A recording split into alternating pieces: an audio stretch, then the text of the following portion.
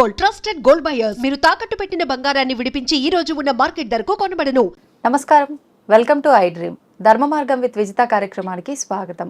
ప్రస్తుతం మనతో పాటు ఉన్నారు ప్రముఖ జ్యోతిష్య వాస్తు పండితులు, లలిత ఉపాసకులు శ్రీ శ్రీ శ్రీ నానాజీ పట్నాయక్ గారు. ఇప్పుడు గురుగారితో మాట్లాడి మరిన్ని విషయాలు తెలుసుకుందాం. నమస్కారం గురుగారు. శ్రీమాత్రే నమః. గురుగారు, మనం ఇంత ముందు చేసిన వీడియోలో రుణానికి సంబంధించి మీరు ఒక మాట అనడం జరిగింది. అంటే రుణపడిపోతాము, దానికి సంబంధించి ఒక వృత్తాంతమే ఉంది అని చెప్పి మీరు అనడం జరిగింది. అసలు ఏంటి రుణానికి సంబంధించిన ఆ వృత్తాంతం ఏంటో ఒకసారి వివరించండి. ఫస్ట్ ఆఫ్ ఆల్ ఏంటంటే రుణం అంటే అందరూ అప్పు అని అనుకుంటారు. అప్పు ఒక్కటే కాదండి. ఇక్కడ ఫస్ట్ ఆఫ్ ఆల్ ఏంటంటే మన లైఫ్లోకి ఎవరైనా ఎంటర్ అయ్యారు, వాళ్ళ వల్ల మనకు ఒక లాభం కలగవచ్చు లేదా నష్టం కలగవచ్చు.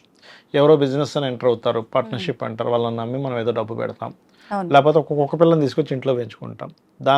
దానికి మనం రుణపడి ఉన్నాం, లేదా అది మనకు రుణపడి ఉంది సెక్యూరిటీ ఇవ్వడంలో. లేకపోతే ఒక అమ్మాయితో లేదా ఒక అబ్బాయితో పెళ్లి చేసుకున్నారు, అది కూడా రుణమే. లేకపోతే ఎవరికో మనం దానం చేసాం, రుణం. ఎవడో మనల్ని మోసం చేయాలి. అయితే ఇక్కడ మీరు అనిపించవచ్చు, ఏమంటే మరి మోసం చేసి పోయాడు కదా రుణమా అంటే, అక్కడ రెండు రకాల విషయాలు జరుగుతాయి. ఒకటి, వాడు కావాలని ఒక కర్మని క్రియేట్ చేసుకోవచ్చు. వాడు పని కట్టుకొని మోసం చేశాడు మన మీద, అది సమ్ టైమ్స్ పోయిన జన్మలో చేసుకున్న మనం ఎవరినో మోసం చేసిన రుణమైనా అవ్వచ్చు, అవ్వచ్చు, లేదా వాడు మనల్ని మోసం చేయడం వల్ల ఒక కొత్త కర్మని వాడు మూట కట్టుకొని ఉండొచ్చు. అది ఎక్కడికి పోదు. వాడు కావాలని మనం మోసం చేస్తే వాడు ఎక్కడికి తప్పించుకోడండి. ఎలా ఉంటుందంటే, ఒక మనిషి ఒక గుడ్ కర్మ చేశాడు అండ్ ఒక బ్యాడ్ కర్మ చేశాడు అనుకోండి. ఈ గుడ్ కర్మకి ఒకటి క్రియేట్ అయి ఉంటుంది, బ్యాడ్ కర్మకి ఒక ఇది క్రియేట్ అయి ఉంటుంది. ఆ కర్మ క్రియేట్ అయి ఉండి ఆ కర్మ వాడిని వెంటాడుతూ ఉంటుంది, వీడిని వదిలిపెట్టదు.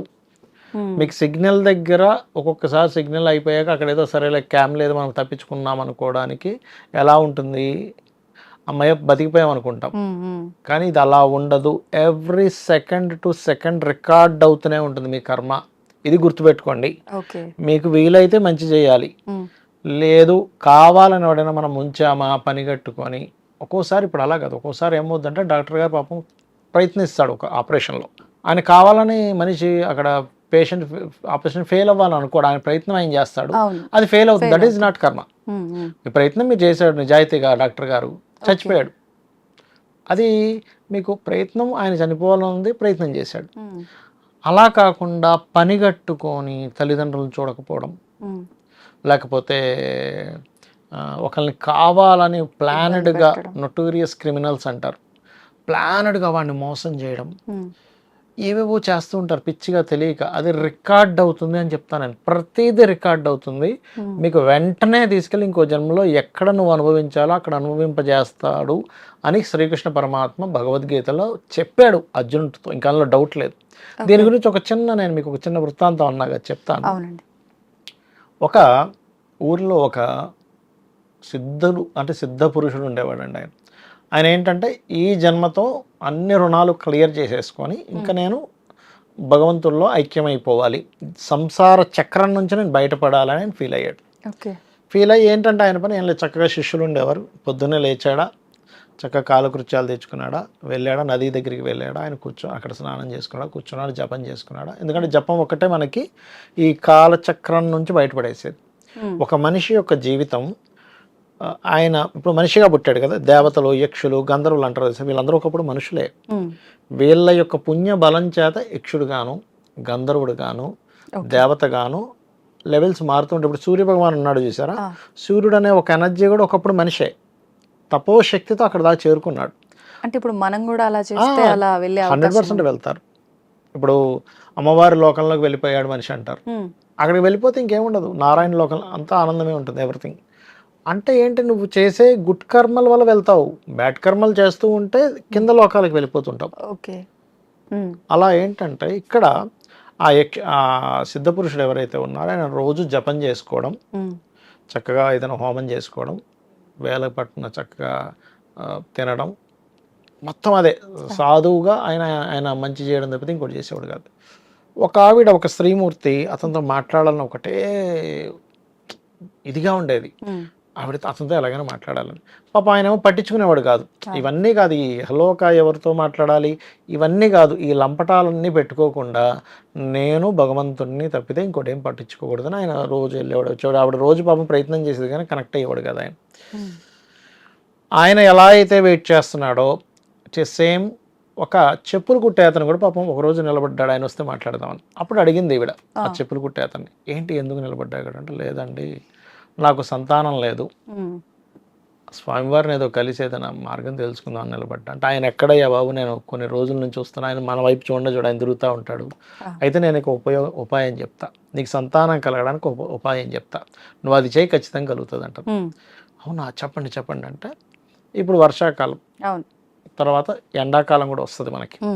ఎండాకాలంలో మంచి మే మాసంలో మీరు కొత్త చెప్పులు, నువ్వు చెప్పులు వాడివిగా, కొత్త చెప్పులు కుట్టి ఆయన వచ్చే తోవలో పెట్టేసాయి.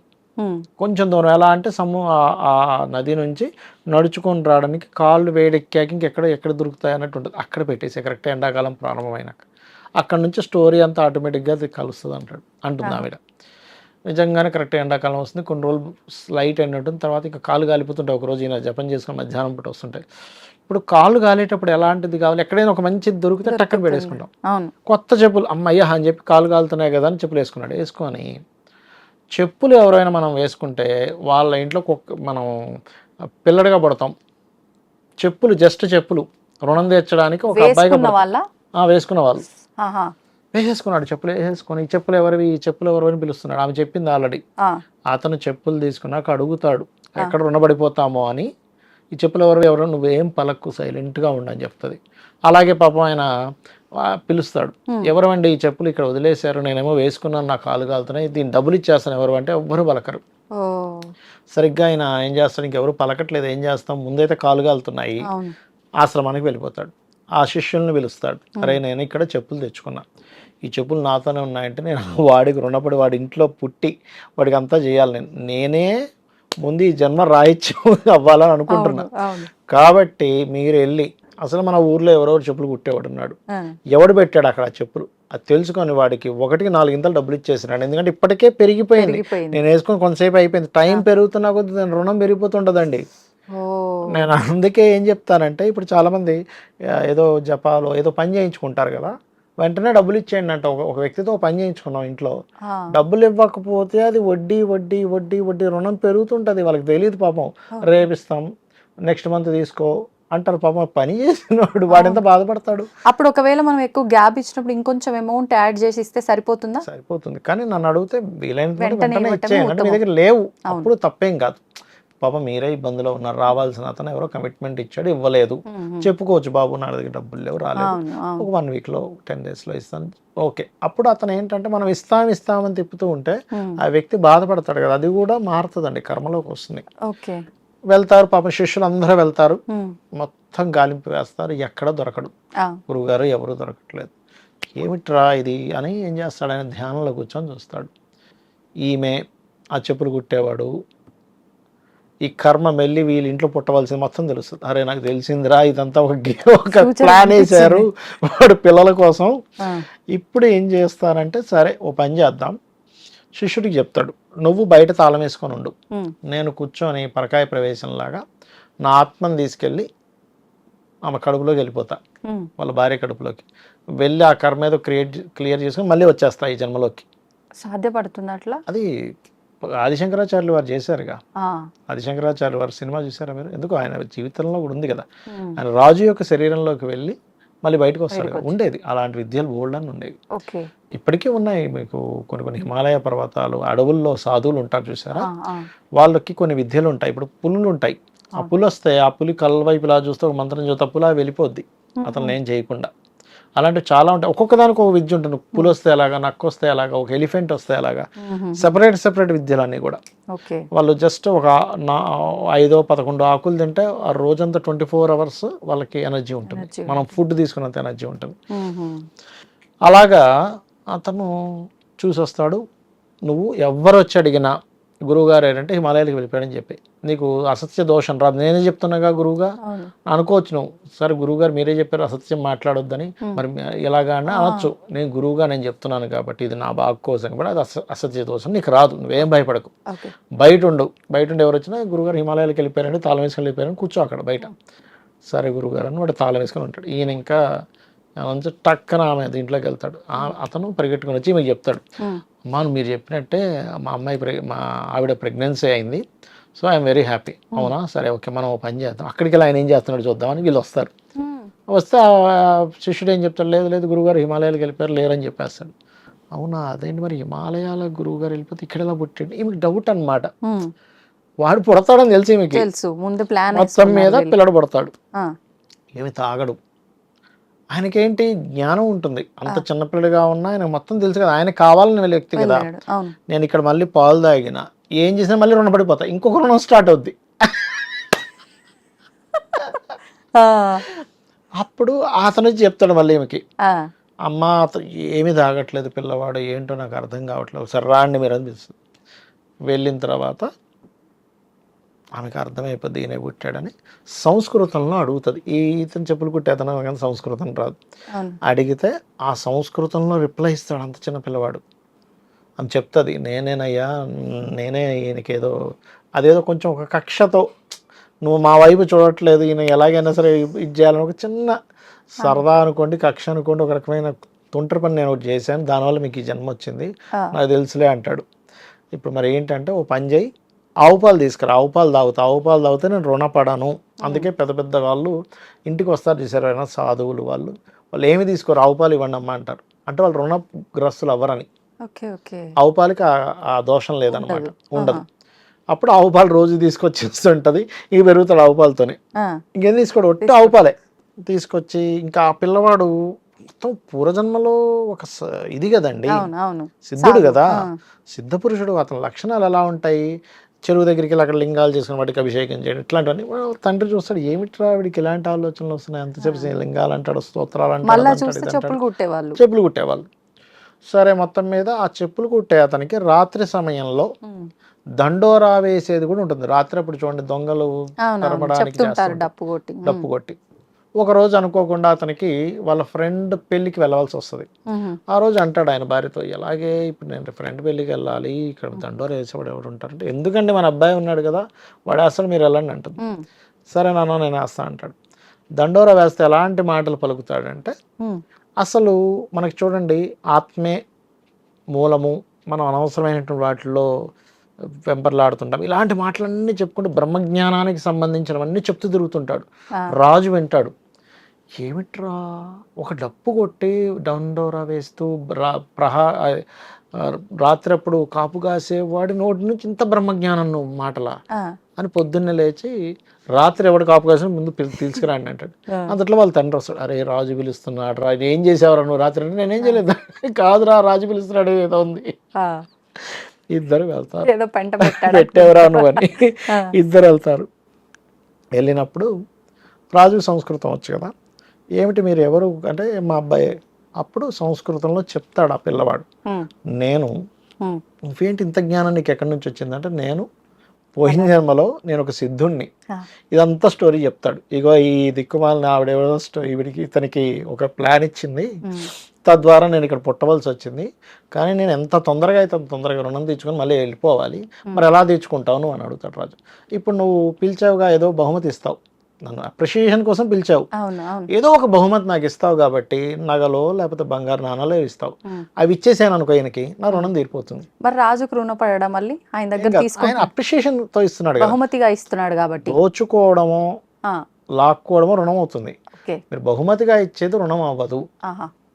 ఓకే, అంటే ఆయన టాలెంట్ కి ఈయన ఇస్తున్నాడు కదా, మనం కొనుక్కుంటాం కదా ఏదైనా టాలెంట్ కొనుక్కుని అది రుణం ఎందుకు అవుద్ది, దానికి చెల్లించేసాం, గుర్తింపు పనికి ఇచ్చేసాం. అలా అయితే ఇంకా అన్ని పనులకి డబ్బులన్నీ ఇంకా అలా రుణాలు అయిపోతాయి.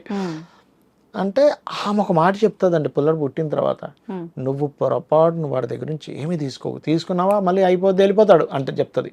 తీసుకోవట్లేదు అని మొత్తం మీద ఇంటికి వెళ్తారు. ఒక రోజు సడన్ గా ఆ ఊరంతా తగిలిపోద్ది, తగలబోయేటప్పుడు వీళ్ళ ఇల్లు కూడా తగలబడిపోతుంటే అప్పటికప్పుడు ఒక ప్లాన్ వేసి చేతికి ఇచ్చేస్తాడు అన్న ఆ ఇంట్లో సామాన్లని బయట ఇచ్చాడు. ఇగో నాన్న తీసుకొని ఇచ్చేస్తున్నా అని ఇస్తాడు. అప్పుడైతే హడావిడిలో ఉంటాడు కదా, ఇలా తీసేసుకోగా టప్ అని ఆ పైన మొత్తం ఇలా పడిపోద్ది. అక్కడికి సమాప్తం అయిపోయి అక్కడి నుంచి ఆత్మ మళ్ళీ ఇందులోకి వచ్చేస్తుంది.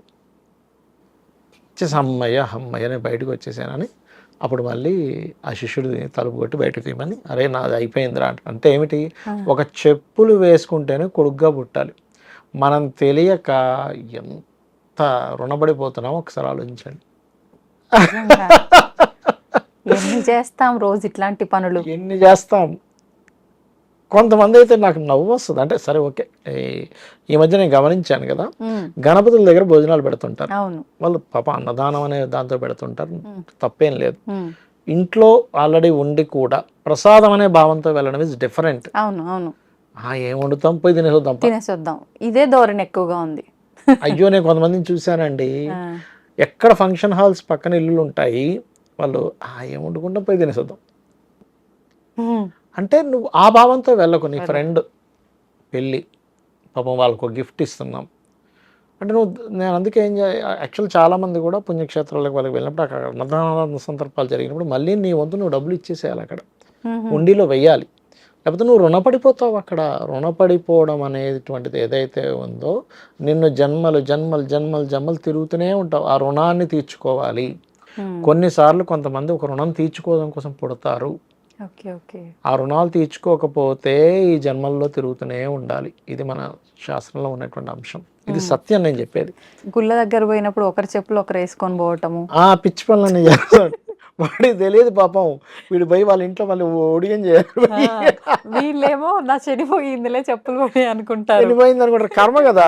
ఇప్పుడు చెప్పులు అంటే ఏంటి, శని, సాటర్న్ రిజల్ట్ దానికి. సాటర్న్ అంటే ఏంటి, కర్మ. వాడి కర్మ ఇంకోటి పట్టుకుపోయాడు అంతే. అయ్యో ఇప్పుడు చూడండి, ఇప్పుడు ఎవరో తిడుతుంటారు. ఇప్పుడు మనకెందుకు యూట్యూబ్ లో కూడా కింద ఏదో కామెంట్ పెడుతుంటాడు చూసారా, పిచ్చిగా. మనలో ఉండే బ్యాడ్ కర్మ వాడు అనుభవిస్తాడు కామెంట్ పెడితే. తెలియదు పాపం. నేను నవ్వుకుంటా వేరే ఛానల్స్ లో చాలా మందికి. ఇప్పుడు పాపం యాంకర్ ఏదో అడుగుతుంది, ఎప్పుడో పొరపాటున ఏదో చున్నీ వేసుకోదు, లేకపోతే ఏదో కట్టుకోదు, అమ్మ నువ్వు బొట్టు పెట్టుకోలేదు, చేస్తాను. నాకు ఎంత నవ్వు వస్తుంది అంటే, ఎలా అంటే పట్టించుకోకపోతే పర్లేదు యాంకర్ కానీ చెప్పే వ్యక్తి కానీ, బాధపడ్డారంటే ఆ కర్మ వాడు అనుభవించాలి. ఏమిట్రా ఈ జనం, నేను ఇంత క్వశ్చన్స్ అడిగితే అది పట్టించుకోకుండా బొట్టు పెట్టుకోలేదు, చెవులు పెదవి పెట్టుకున్నావు, చెవులు కింద పెట్టుకున్నావు, గాజులు ఎందుకు వేసుకోలేదు, ఇవన్నీ అడుగుతారు. ఏమిట్రా వీడు కంటెంట్ చూస్తున్నాడు, ఏమిటంటే చివుక్కు మనదనుకోండి కర్మ. పట్టించుకోకపోతే ఏం లేదు మళ్ళీ. నిజమే, వాస్తవం. ఇలాంటివి చాలా సార్లు నిజంగానే కామెంట్స్ చాలా మంది యాంకర్లు అంటారు, గురువు గారు ఏమిటండి మాకు ఈ బాధలు. కొన్నిసార్లు యాంకర్ తిట్టేస్తారు. ఇదేదో అసలు బండబూతులు తిట్టే వాళ్ళు కూడా ఉంటారు. అంటే మొత్తానికి ఏది ఇస్తే అది రిటర్న్ వస్తుంది అన్నట్టు ఖచ్చితంగా టైం పట్టినా మంచి చేస్తే మంచి కూడా వస్తుందండి. మనం ఒక మంచి చేసాం, కుక్కకి పాపం రోడ్డు మీద ఉంది, ఒక ఫుడ్ పెట్టాం. ఒక పాపం భేదవాడు ఆకలితో అలమటిస్తున్నాడు, వాడికి ఏదో పెట్టాం. మళ్ళీ అపాత్ర దానం చేయొద్దని చెప్తుంది శాస్త్రం. అంటే ఎవడో వచ్చి నాటకాలు వేస్తుంటారు చూడండి, అయ్యా మాకు ఊరు వెళ్ళడానికి డబ్బులు లేవు అని ఫ్యామిలీతో తిరుగుతుంటారు సిటీలో చూడండి, వాడికి ఇస్తే శుభ్రంగా సాయంత్రం శుభ్రంగా తాగి పడుకుంటాడు. అవును, పనే అది. అట్లా ఇలాంటి వాళ్ళు ఎక్కువైపోయి నిజంగా అవసరం కోసం ఎవరన్నా అడిగినా ఇవ్వాలని అనిపించట్లేదండి, తెలియట్లేదు అసలు ఏది నిజమే. ఎందుకంటే నిజంగానే ఫ్యామిలీ వచ్చి తప్పిపోయో లేకపోతే డబ్బులు పోయో నిజంగా అడుగుతున్నాడా, ఇదే సెటప్ గా తిరుగుతున్నారా అని మనకు అర్థం కాదు. అయినా ఇవాళ రేపు పర్సు పోయింది అని చెప్పి అడిగితే అసలు ఎంతవరకు నమ్మాలి? ఫోన్ పేలు గూగుల్ పేలు వాడుతున్నారు కదా, అంటే ఎంత చదువు లేని వాళ్ళైనా మాక్సిమం ఇంట్లో వాళ్ళు నేర్పిస్తే ఆ ఫోన్ పే కనీసం ట్రాన్సాక్షన్ చేసే అంత నాలెడ్జ్ ఉంటుంది. ఎట్లా నమ్మాలి అసలు అనిపిస్తుంది నిజంగా. అనిపిస్తుంది నిజంగా. ఒకవేళ అట్లాంటి పరిస్థితుల్లో వచ్చినా అంటే లోకం అలా అయిపోయేసరికి మనం దేన్ని నమ్మలేకపోతున్నాము, నిజమైన వ్యక్తికి మనం సహాయం చేయలేకపోతున్నాం. కరెక్ట్ అండి, అవును.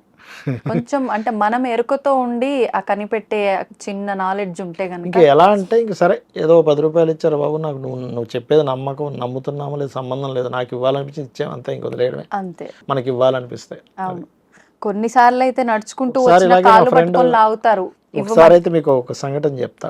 ఒకసారి ఇట్లాగే బస్ స్టాండ్లో ఉన్నాం మేము, మా ఫ్రెండ్ ఇట్లాగే వచ్చాడు ఆయన. సార్ మాది పోయింది సార్, మీ ఫ్యామిలీతో వచ్చామంటే, ఆగు నీకు టికెట్లు తీసి బస్సు ఎక్కిస్తా అంటే వద్దు ఏ ఏ ఊరు వెళ్ళాలో చెప్పు, ఆ ఊరు టికెట్ తీసి నీకు బస్ ఎక్కిస్తాను. వద్దు సార్ అని వెళ్ళిపోయాడు. అంటే అది fraud plan. ఇక్కడ. అవును, చాలా మంది ఇట్లనే చేస్తారు. ఫుడ్ విషయంలో కూడా ఆ పొద్దున్న నుంచి తినలేదు, నిన్న నుంచి తినలేదు అంటారు. తినిపిస్తా అంటే నిజంగానే ఫుడ్కి ఇబ్బంది ఉన్నవాడు నిజంగానే వెళ్ళి తింటాడు. నిజంగానే పాపం. అవును. అలాగేదంటే వద్దు సార్ నేను తినేసినా సార్ అంటాడు. వేరే ప్లాన్ ఇచ్చాడు. అంతే డబ్బులు జమ చేసుకోవడం కోసం. ఎగ్జాక్ట్లీ. చాలా చక్కటి వివరణ అండి నిజంగా. అంటే ప్రతి ఒక్కరికి కూడా ఒక చిన్న జ్ఞానోదయం అనేది కలుగుతుంది వీడియోతో అనిపిస్తుంది. అంటే కర్మలు బ్యాడ్ కర్మలు చేయొద్దు, కర్మలు పెంచుకోవద్దు అని నా ఉద్దేశం. అంతే. ధన్యవాదాలండి. శ్రీమాత్రే నమః.